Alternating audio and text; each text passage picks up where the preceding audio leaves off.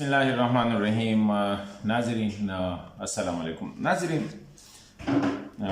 पाकिस्तान की बदकिस्मती है और मेरे ख़्याल में स्पेशली पाकिस्तान रियासत की बदकिस्मती है कि जो वक्त गुज़रता है तो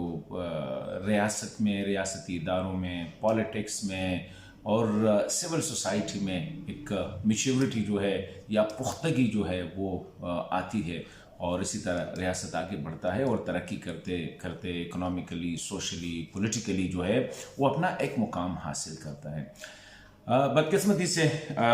रिसेंटली अगर आप देखें तो पाकिस्तान जो है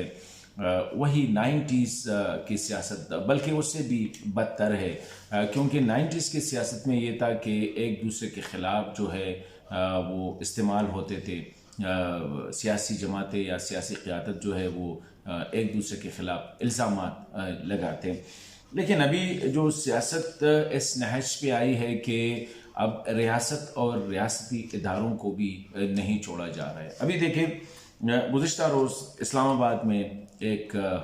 ताजिर ने जो है जिसका नाम सईद कोची था, यानी कोची ट्राइब के सरबरा, उसने प्रेस कॉन्फ्रेंस किया और उसने ये कहा कि मेरे हवाले से खैबर पख्तूनख्वा ने एक थ्रेट अलर्ट जारी किया है और फिर पाकिस्तान तहरीक इंसाफ के कुछ अहम रहनुमाओं ने, जिसमें साबका फेडरल मिनिस्टर्स भी शामिल है, उन लोगों ने ये इल्ज़ाम मुझ पे लगाया है कि शायद मैं इमरान खान को कत्ल करना चाहता हूँ। मतलब ये कितनी बड़ी साजिश है। कहते हैं इससे मेरी फैमिली को कितना नुकसान हुआ, मुझे कितना नुकसान हुआ, साइकोलॉजिकली कितना नुकसान है। फिर उसने आके इस्लामाबाद में प्रेस कॉन्फ्रेंस किया। मतलब ये कि इतनी सीरियस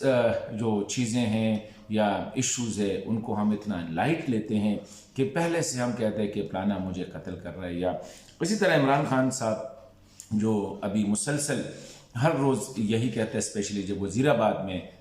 वाक़या हुआ तो उस पर जो कातिलाना हमला हुआ और उसको गोलियां लगी, तो उस कह रहा था कि मुझे पहले से पता था कि मुझे वज़ीर आज़म शहबाज शरीफ, वज़ीर दाखिला जो है राना सनाउल्लाह और मिलिट्री इंटेलिजेंस के या इंटेलिजेंस के इदारे के कुछ ऑफिसर जो है वो मुझे कत्ल करना चाह रहे हैं और मुझे पता है कि ये पहले से मंसूबे बना रहे हैं। हालांकि ये जो इल्ज़ामात भी लगा रहे हैं, साथ साथ पाकिस्तान तहरीक इंसाफ की क़यादत जो है, उनकी लीडरशिप जो है, इंटेलिजेंस इदारों के साथ या रियासती इदारों के साथ, उनके साथ राबते में भी रहते हैं, बातचीत भी होती रहती है, मीटिंग्स भी होती रहती है। लेकिन जब वो मकासद पूरे नहीं होते तो फिर पब्लिकली आके हम इल्ज़ामात की बौछार कर देते हैं और इसमें ये भी नहीं देखते हैं कि इससे रियासत पे क्या असर पड़ता है, रियासती इदारों पे क्या असर पड़ता है। क्योंकि इस वक्त पाकिस्तान में जो सियासत तो पहले से ही कमज़ोर था, अब रियासत की जो जड़ें हैं ना उनको भी कमज़ोर किया जा रहा है और रियासती इदारों को। और ऐसे माहौल में कि इंटरनेशनली या स्पेशली रीजनली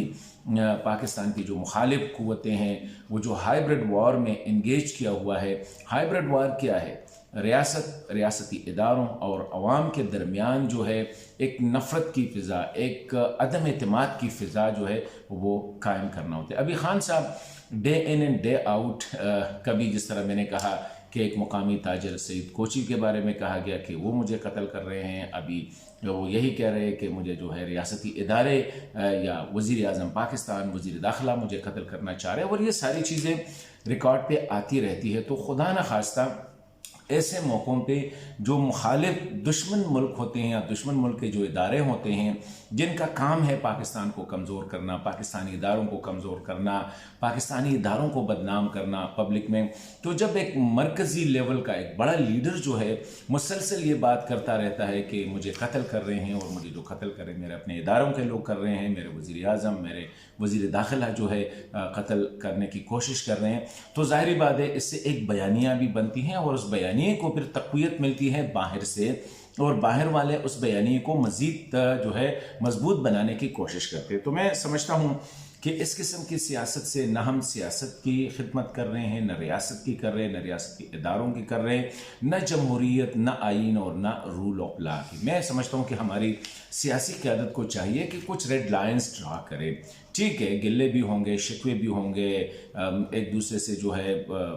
مطلب کہ ایک دوسرے کے خلاف ہوں گی کچھ ایسی چیزیں جو کہ ماضی میں بھی ہوئی ہیں اور اس کو ہمیں ایکسیپٹ کرنا ہوگا. لیکن جب پبلکلی پھر ہماری مثال ایک فیملی کی طرح ہوتی ہے, بڑوں کی جس طرح ایک فیملی میں ہوتی ہے, تو میں سمجھتا ہوں کہ ایسے موقع پہ ہماری سیاسی قیادت کو, ہماری